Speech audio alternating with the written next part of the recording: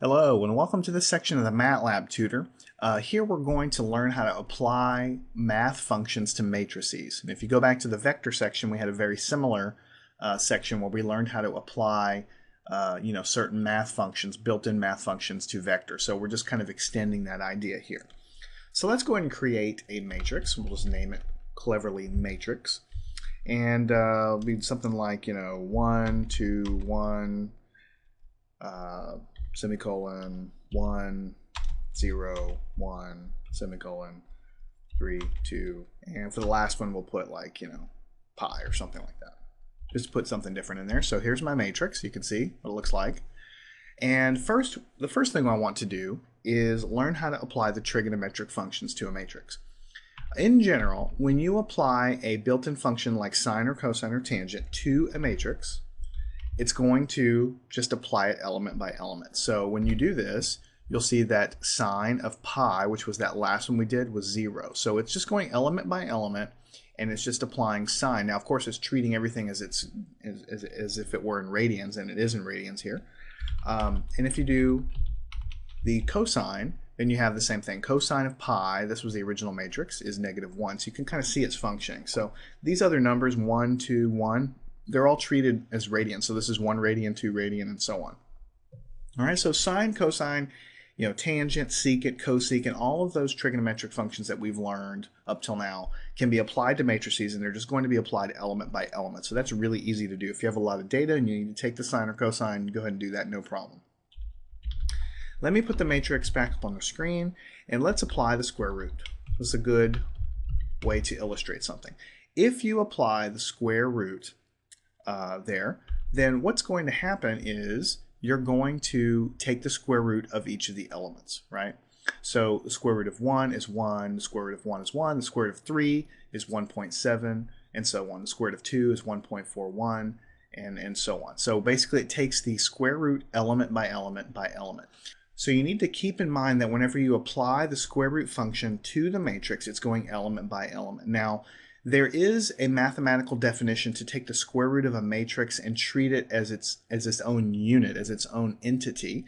And to do that, you have another function, square root m. The m means matrix. So when you really want to take the square root of the matrix and use the mathematical definition that's defined in books, then you can use square root m and you'll get this complex answer. I need to just make sure you understand that when you apply, in general, when you apply functions like this to a matrix, it's going to go element by element. But there's another mathematical definition to take the square root of a matrix and to treat it as an entire entity there. And obviously you get a complex result like that. So if you've studied enough math to know how to take the square root of a matrix and do it in the proper mathematical way, the definition of the math way, then you'll understand what this is. Otherwise, you'll probably never use it. So going element by element, you just use the function. If you know you need to take the true definition of the square root of a matrix, then you'll need to do this guy with the m. Now let me show you real quick. If you take, the square root of any number, like the square root of 25 is 5, right? Well, then if you take 5 times 5, you should get the original number back, right? Because the square root of 25 is 5, so if you take 5 times 5, you should get the original number, which is 25 back. So if you take the square root of this matrix, notice I'm using the real definition, the true mathematical definition of the square root of a matrix, and you multiply it by itself, what should you get back? If I'm taking the square root of this matrix 2 times and I multiply it, I should get the original matrix back. And that's exactly what I get up here. I mean, it has some i's in here, but if you look, all the i's are 0. So you can just disregard them. And what's happening is you're taking this matrix here, this square root m matrix, you're getting it again, and you're actually multiplying them together.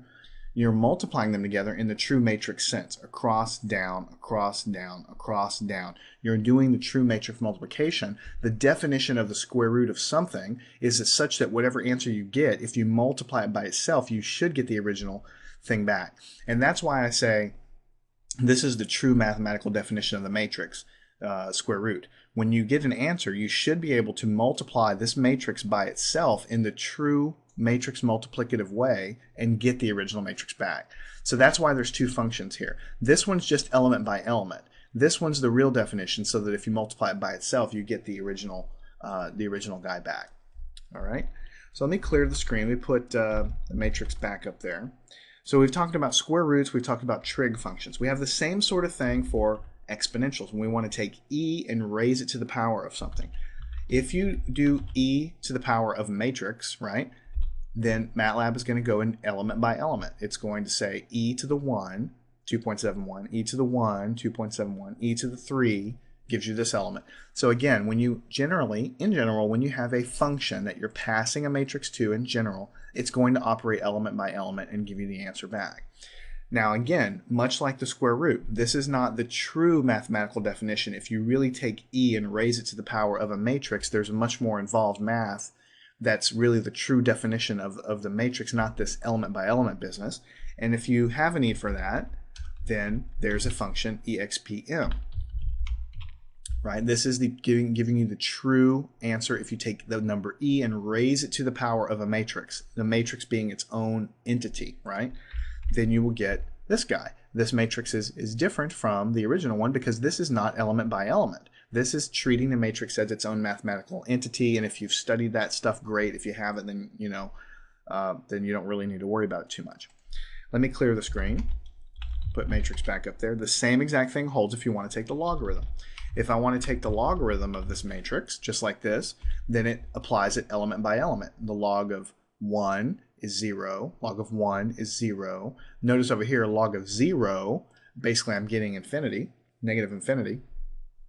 And so on. That just is because of the way the logarithm's defined. And log of pi is this. So this is again going element by element. But if you have a need to calculate the log of this matrix, not element by element, but as a mathematical entity, there's a definition for that, that mathematicians have figured out. Then you have another function called log m. That's the matrix logarithm, right?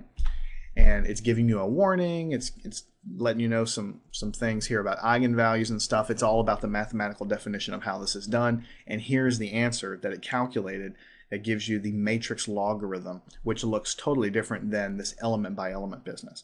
So in general, if you're passing, like square roots, exponentials, and logarithms, if you just use the regular old command, from MATLAB that you've used before, then it's going to go element by element. In most cases, that's probably what you want. But if you're a mathematician or if you're doing something where you really want to take the matrix logarithm or the matrix exponential or the matrix square root, and you know that you want the real mathematical definition of how that's done, then you need to use those special commands. This is exactly analogous to when we did matrix multiplication. When you do matrix times matrix, this is the mathematical definition doing the mathematical multiplication across and down, across and down, across and down. That's how mathematicians have defined it. But if you want element by element, you have to specify with the dot command that you want element by element, and you get a different answer if you do it that way, because multiplying element by element is totally different than the regular definition for matrix multiplication. Similar kind of thing with some of these built-in functions. It applies them element by element if you just use the regular function, but if you want the real definition, you have to put that m at the end there.